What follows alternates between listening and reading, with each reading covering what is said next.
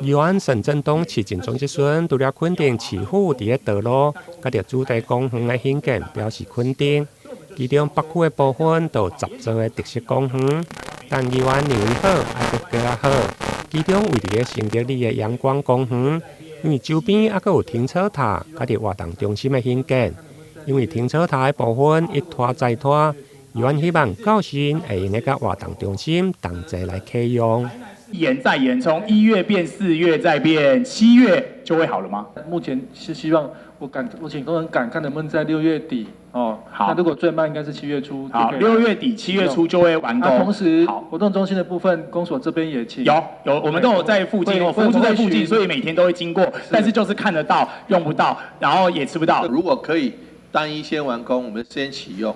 那如果真的没有办法，就同时启用。好，那我们也希望说，也许这个阳光公园的未来的特色游戏空间，也许可以营造着这个小北门城或者是北门城的这个特色游戏的空间来去做建议哦。这边要麻烦我们公务局跟市长这边可以再大力支持帮忙一下。那我知道设计规划费也下来了，要麻烦再帮我们继续支持建设的 B 的一个部分哦。好，伫个阳光公园的加值部分，因为今年是府城建设300档。议员嘛希望先增加小北门的意向，增加特色公园的趣味。伫个府城建设300，甲着去年台南400活动比较起来，议员嘛发现建设300的 logo 授权申请的单位甲着商品相对的减少真济。对此嘛希望市府会用来加强推广。台南新闻林根采访报道。